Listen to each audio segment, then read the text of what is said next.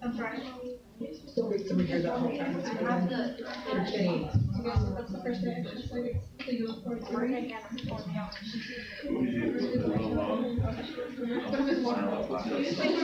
It was the week before. No, and probably. So the 10th quiz would be that the quiz would be after.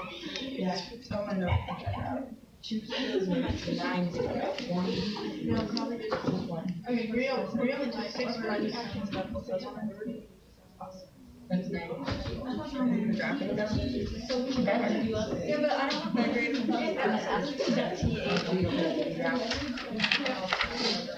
I do. Oh, yeah. We carry it in. And I did. Because it's not quick, it's just like. I probably figured out that. It's like you're not having a problem or it's relatively, just then do one. Would you learn someone from? Yeah.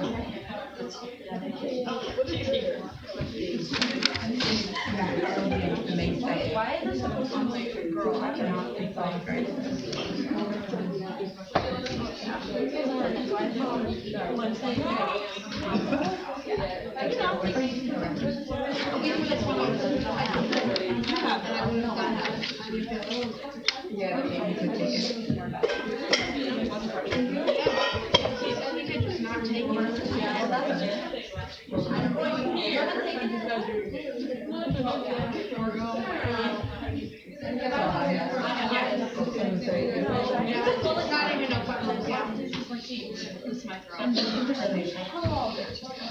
I don't even know what the fuck that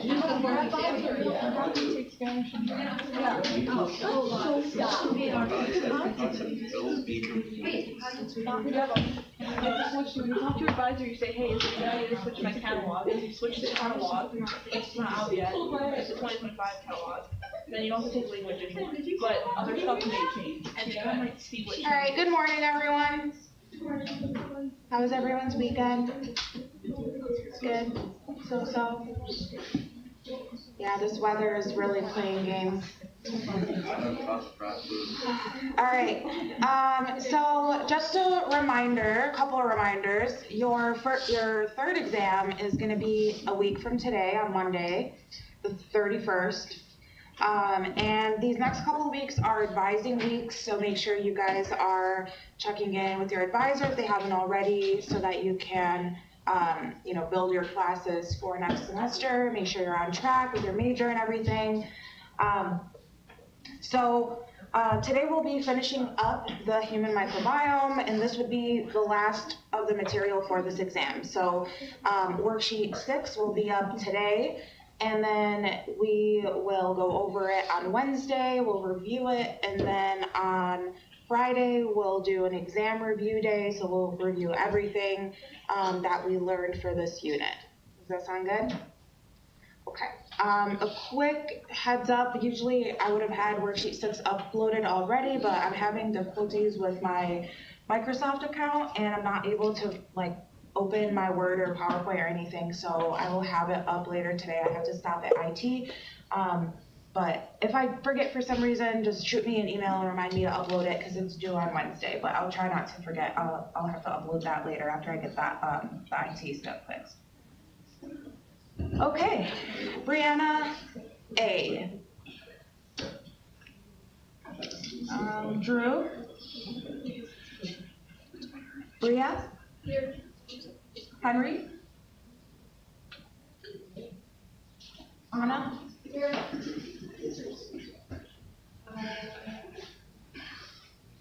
Nick? Abby? Here. Hannah? Here. Rosa? Here. Matthew? Jillian? Mia? Annie? Brianna? Brandon? Sadie? Here. Jessica? Here. Jesse? William? Marissa? Here. Anna? Sophia? Aubrey? Matthias? Here. Colin? Olivia? Here. Braden? Amber? Here. Katie? Here. Kennedy? Here. Ben? Here. Ava? Here. Kendall? Here. Emily? Here. Lauren? Here. Jen? Here. Isabel? Here. And Corwin. Here.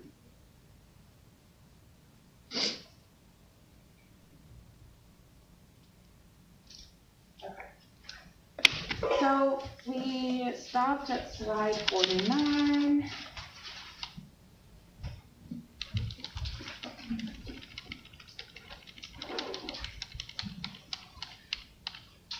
Okay, so we are going to talk about vaginal microbiome, the gut-brain axis today. And so the vaginal microbiome is a topic that is really widely studied. So there are a lot of commensal bacteria that maintain homeostasis, and those bacteria are interacting with epithelial cells, very similar to what we've learned already in other microbiomes. And then, once again, losing those commensal bacteria can lead to increased diversity and changes in the immune response, changes in the homeostasis of the epithelium. So also very, similar to what we've talked about in other contexts as well.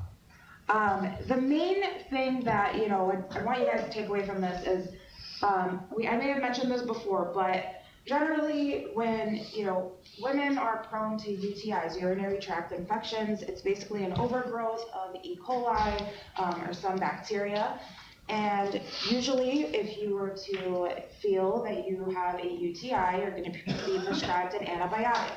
The antibiotic will kill off the bacteria, but then that will provide an open niche for fungi or yeast to overgrow.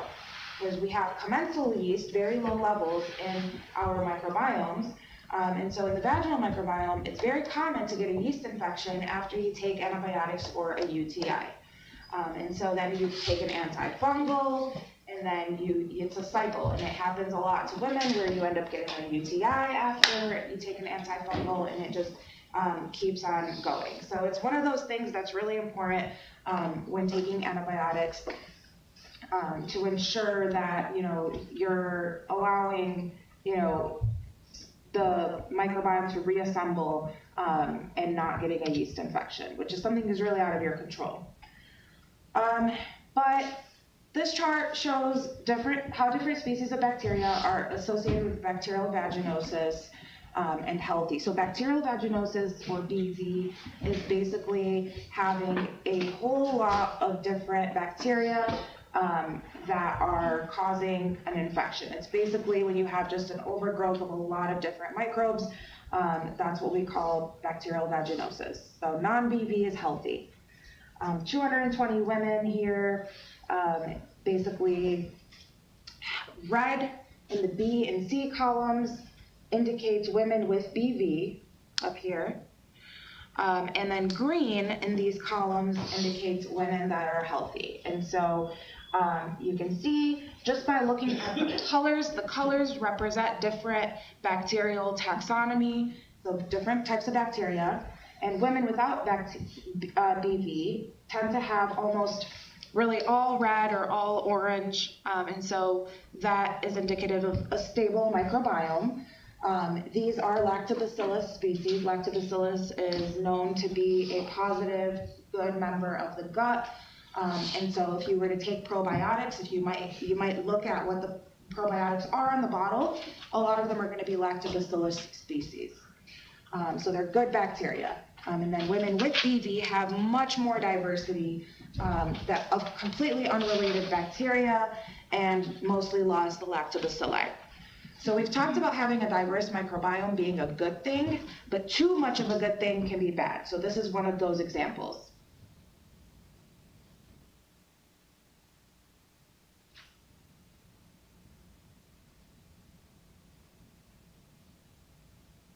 that make sense?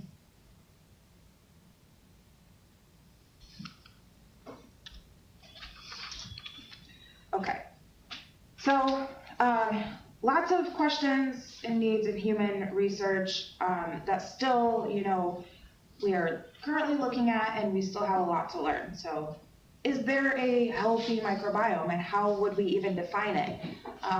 It's very difficult to characterize a healthy microbiome because every person is different, and so there are microbes that contribute to health, but it's really hard to define a standard healthy microbiome.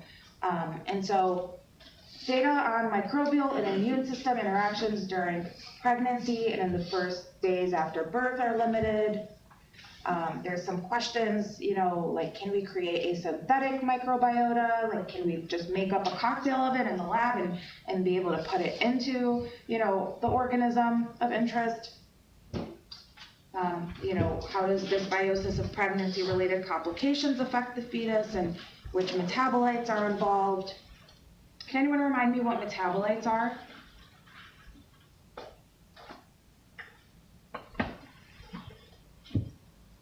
Who produces metabolites? Or what produces metabolites?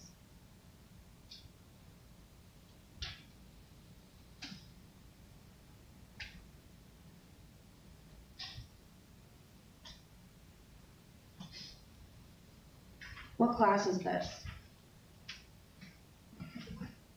Microbiology. What do we study in microbiology? Microbes. So who produces metabolites? Microbes. What kind of microbes?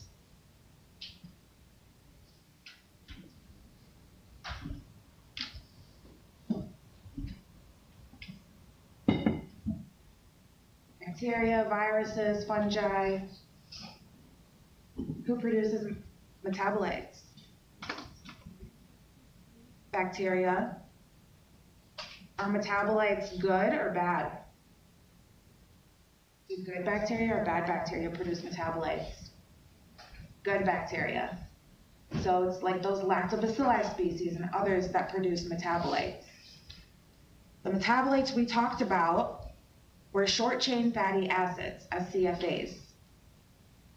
Can anyone remind me what they were that we talked about? What's one of the short-chain fatty acids? Butyrate, propionate, lactate, and acetate. Great. So, so basically, what host, environmental factors, bacterial environmental factors, and just the environment, how do those select for species to colonize in the epithelium and the mucus layer? How do they change in disease states? There's just so many questions that we can ask in order to get a better understanding of this field.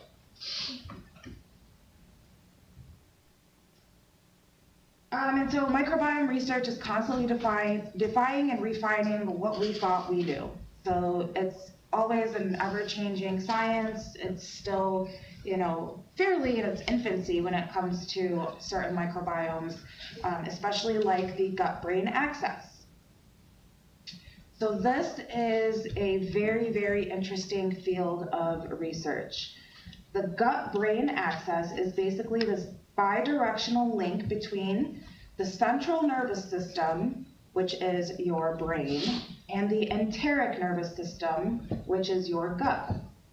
We literally say that the gut is an enteric nervous system, so it actually has like nerves and nerve endings, and it can, when you think of the nervous system, you think of something that can communicate information, and so the enteric nervous system, or the gut, can do that, and that's something we're really, starting to better understand.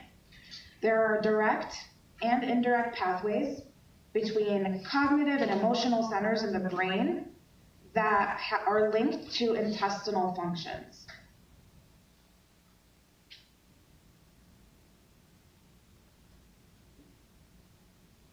And the main link that we will discuss, and this was more recently discovered, is this vagus nerve. It's basically a nerve that has neurons, because it's a nerve, and it carries information and feedback from the intestinal end to the brainstem. That feedback or information are those metabolites. There's a lot of different things that can be transferred through this vagus nerve. So it engages the hypothalamus and limbic system. These are important for regulating emotions. And so there's been a lot of research that has shown that a dysbiosis in the gut is basically linked to certain, mental health disorders, anxiety, depression, things that are responsible for regulating emotions. One of those is dopamine.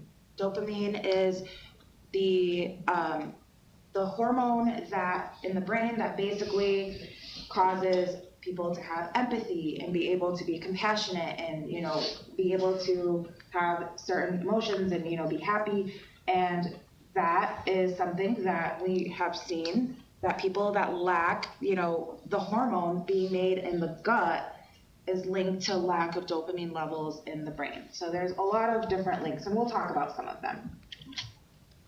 But I think this is really, really important, and this is so cool. So if we zoom in on the gut, like I said, there's metabolites, there's even hormones like dopamine and serotonin that are made in the gut. And basically these can get transferred through this vagus nerve and make it all the way up to the brain and impact the brain.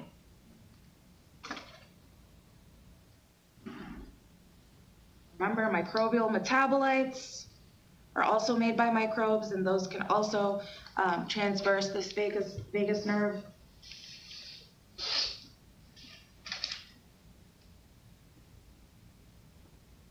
The gut microbiome is also associated with neuropsychiatric disorders.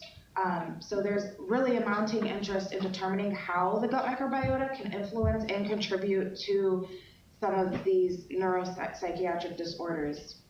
Autism spectrum disorder, schizophrenia, major depressive disorder are just some of them. The gut microbiota is also linked to neurodegenerative disorders like Alzheimer's disease, Parkinson's disease.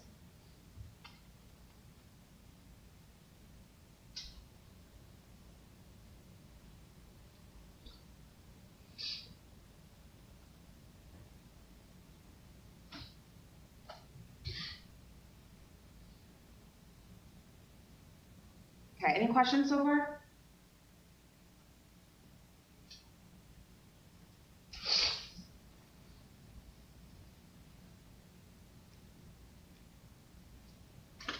Okay, so there's two routes of communication from the gut to the brain through this vagus nerve. The first is a direct type of communication, and the second is indirect. For the direct type of communication, you have local sensing and a response to the contents in the lumen of the gut. So if you remember, the lumen is this part. So where you have microbial metabolites, immune cells, and things like that. The indirect type of communication is releasing metabolites from the GI tract into the bloodstream, and then it gets transferred through the blood, because when something gets into the blood, it's now systemic, and so it can get into any of your organs.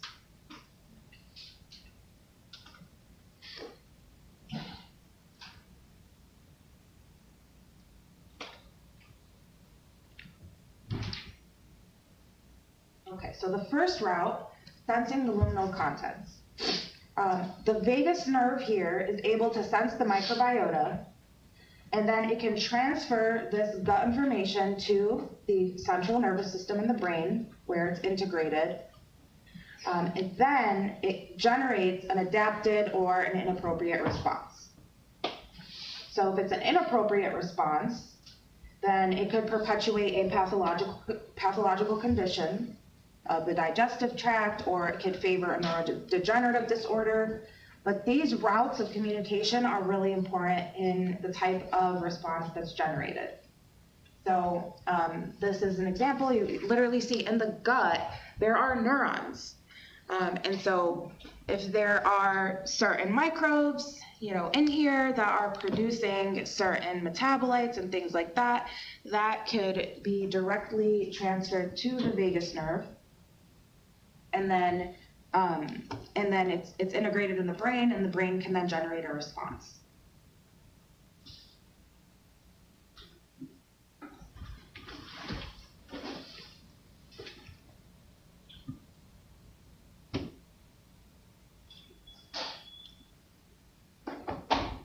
So one of the key examples of this is in autism disorders, depressive disorders. So there's been papers published on a differing or dysbiotic gut microbiota in autism and in mood disorders. So basically, when you think of an imbalance of the microbiota, that means a dysbiosis. So there are GI microbe-brain interactions with anxiety and depressive-like behaviors that are linked to specific microbes. So remember, microbes have functions, and those functions are determined by genes. So microbial diversity means genetic diversity. So if there's specific microbial genes that are going to promote, these disorders, there's going to be microbes there that are doing that. So there have been alterations or imbalances of gut microbiota that are found in these disorders. For instance, these two phyla, Bacteroidetes and Firmicutes, usually the ratio is pretty standard among a healthy microbiota, but in autism it seems to be there's an imbalance. There are some details here. In depressive disorders, there's an increase of this type of bacteria, Elistipes, and there's a negative correlation between this bacterial abundance and severity of disease. So just to kind of drive home, this first route, sensing the luminal contents, it's exactly like what your microbiome is made up of and how those microbes are producing hormones and metabolites and things, and those get directly transferred through the vagus nerve, and they impact the brain. Does that make sense?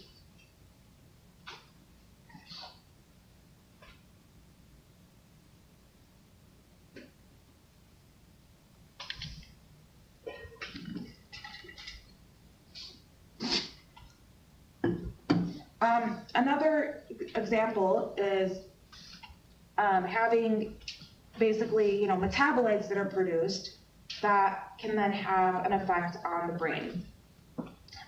So metabolites, like I mentioned, are short-chain fatty acids. There are others too, but basically these are supposed to be healthy. And so what I'm showing you here is what happens when you have oxygen or no oxygen present. But how do microbes make a living? So they basically have to generate the energy that they need by fermentation. And so fermentation products basically are those acids, alcohols, and other things. If you have, basically a dysbiotic microbiome that's, for instance, dominated by yeast, then those microbes aren't able to produce some of those short-chain fatty acids and those positive metabolites that get sensed through the vagus nerve and are able to affect the brain. The reason I'm showing you this particular example is one of the fermentation products of the normal microbiome is alcohols, like ethanol. And normally, this happens in very, low amounts. You have a healthy microbiome. But in a dysbiotic microbiome, say that, it's dominated by yeast, the yeast can undergo fermentation too, But instead of producing, short chain fatty acids and, CO2, H2, ammonia, they produce a lot of ethanol. Ethanol is an alcohol. So there's this rare condition called autobrewery syndrome where the GI tract produces intoxicating quantities of ethanol in the gut, and basically that person is drunk without drinking. So basically it's a perturbation of the gut microbiome. So if you use antibiotics for a long time, this results in overcolonization by yeast. And so if you eat a lot of carbs, those carbs then get fermented by the yeast, and the yeast then produces ethanol. It's a process called fermentation that you guys should have learned in 131 and done a lab on in 131 lab. And so basically this guy, Matthew Hogg, in 2019, he basically loved to eat carbs, and everything he ate essentially turned to alcohol in his gut. And so it was so powerful that he suffered hangovers. And so he literally is battling chronic alcohol poisoning and liver disease. So this is actually serious. But it's crazy because this ethanol is produced from the yeast fermentation in the gut because the yeast has overgrown and the gut bacteria, the healthy bacteria, are not there.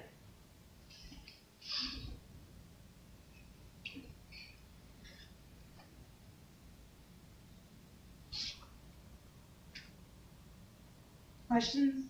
Yeah. Is this something that you're like born with, or?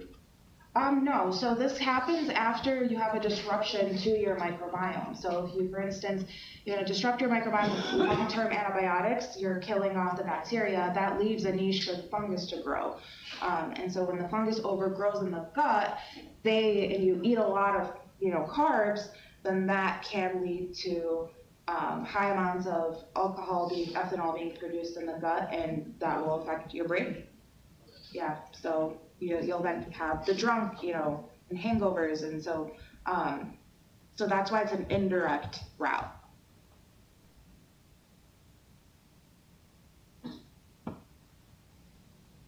Any other questions?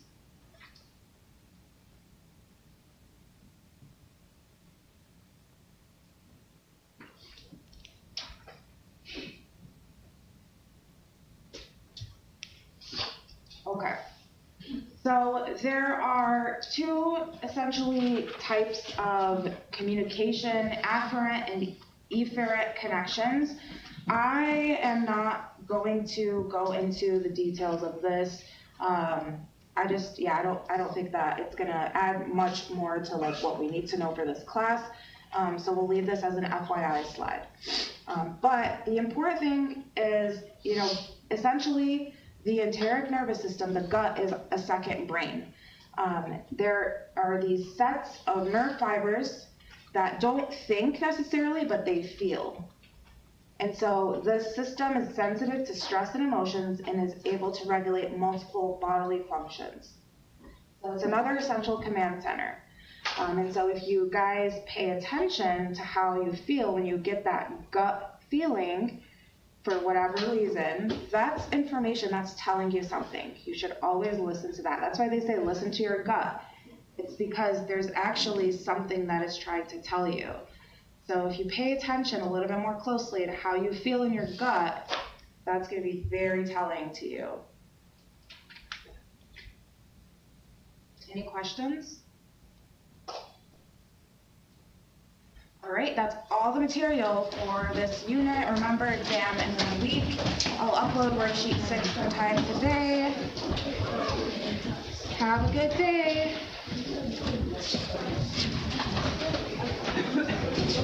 I have no friend that works in the third office and I work at